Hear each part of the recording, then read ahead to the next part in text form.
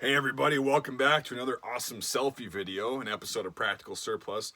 I'm Mike B, of course, you can see, Mr. Ogre himself. And today we're going to be talking about everybody's favorite and my favorite German Flecktarn, specifically woodland Flecktarn.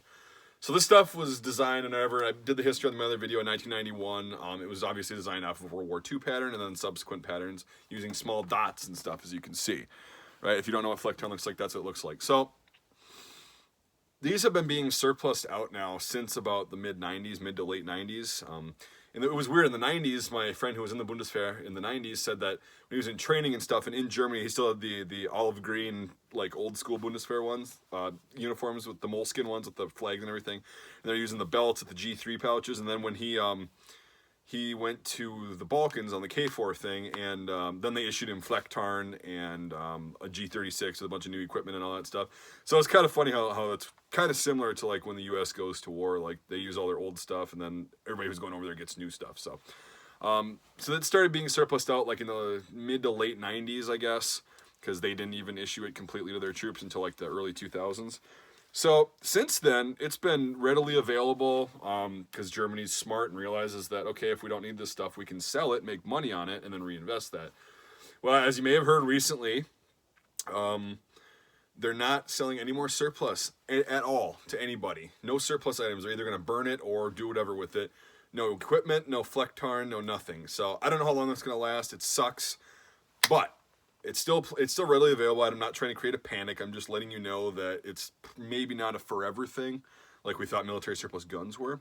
So why this is practical is because these are some of the most comfortable military uniforms that I think I've ever worn. They're just really soft. They're like 65% cotton, 35% 35% polyester, but the weave is just super, super nice and just really feels great. It's mid to lightweight. I would say it's more towards the lightweight side of things. It feels almost like a tropical uniform, and they're super soft. They've got a zipper closure, snaps, and then you got rank epaulets, which really don't do anything except you can put cool things on there. And you can either take the German flags off if you're one of those America, screw Europe kind of people. But I like to keep them on because it's kind of a history thing. The cigarette pocket, as I call it, it's probably not for cigarettes, probably for something else. And then the name tape, and then a lot of the newer ones, like this particular shirt was made in like '97 or something. A lot of the newer ones are gonna have a Velcro patch right there, so if they have the NATO patch or whatever deployment they're going on, they can actually put it on there. Some of them will have like a Germany tab. Some of them will have remnants of skill badges and skill badges still on there. Some of them still have the name tapes, which is pretty cool. That's why I like getting used stuff, and I don't really deal with like new surplus stuff, even though it's nice. If I can choose between used and new, I'll get used because it's got more character and there's a lot more cool things. And then you don't have to sit there, if you like faded stuff, you don't have to sit there and try and fade it for 6 months. So, but this one is like almost unissued. I kind of like this. I've got some faded ones too that I use for working around in the summer. These are great for gardening. I have a garden, and they keep the sun off of you. They're lightweight, and they're just really comfortable. You can roll the sleeves up. I wear them without a t-shirt underneath in the summer. I know, grody, but guess what? There's this really cool things called washing machines now. So anyway, I digress. So these, along with the pants, which are a little bit more heavy duty than the shirts I've noticed, but still very, very comfortable. These are so cool, and I really hate the fact that Germany's not surplusing it out anymore because of the fact that these are lightweight. The only gripe I really have is they don't last as long as, say, something like U.S. uniforms or like Swedish uniforms. So, I mean, they get little tears in them. They're not made out of ripstop, which also makes them more comfortable, so it's kind of a trade-off. But that'd be the downside of it. That's why I like to have like 3 or 4 shirts and like 2 or 3 pairs of pants. Pants are obviously more expensive. They're more expensive for me to buy because those are the first things to blow on your uniform. So there's less of them, supply and demand. But they're still available, and they're still relatively affordable. They're like the cost of a cheap pair of jeans. So, and they're worth it. The pants, like I said, are a little bit heavier, and they don't tear as much. That's why I said like 3 or 4 shirts and then 2 pants. But yeah, and then on the website, mikesmilitary.com, I'll put the link to the Flecktarn shirts, these, and the pants. No, I don't have any pants left, do I? Crap, I think I might be sold out. Anyway, I'll put the link to the shirts here, and I've got some desert camo parkas over there that I'll put in the description. So if you want to get a set, take a look at the size chart. It's more of a guideline than it is like an exact thing.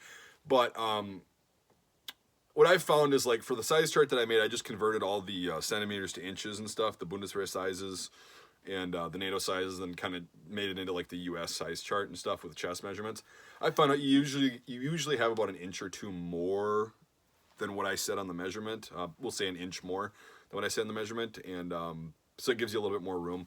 It all depends on how you want it to fit too. Like, I like things a little bit more snug. Some people like stuff really baggy, so just kind of take that into consideration.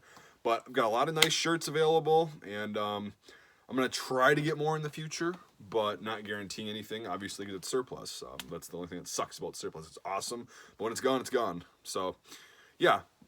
On this episode of Practical Surplus, I'm just kidding. I'm trying to come up with some stupid trademark that's obviously not working. It's just horrid. I think I'm just going to stick with being boring and ranting. So, yeah, obviously, you can see that these are all waiting for you, right? See that? I'm in the Mike's Military, a shipping station. And because it's really cold outside, I don't want to go outside. It's nasty out here in Wisconsin. Even though it's a nice day today, it's still like 30 degrees and snow everywhere. So, again, thanks for watching, everybody. Go ahead and hit that like button on the video and subscribe. Smash that subscribe button. That's what I've heard everybody, all the cool kids say nowadays. So, I'm going to ask you to smash the button. So, also, go to the website. Check it out. If you don't just look at the Flecktarn stuff, look at everything else I've got. I love surplus stuff. I'm a collector, as you can see on the channel. And I like to share it with everybody. I go through everything and all that stuff, so I make sure you're not getting like unusable, crappy things like some other places have been known to send, and then you have to deal with returns and all that stuff. Go on there, look at the Bundeswehr items, look at everything else, and yeah, it's going to be great. So thanks for watching, and we'll see you next time.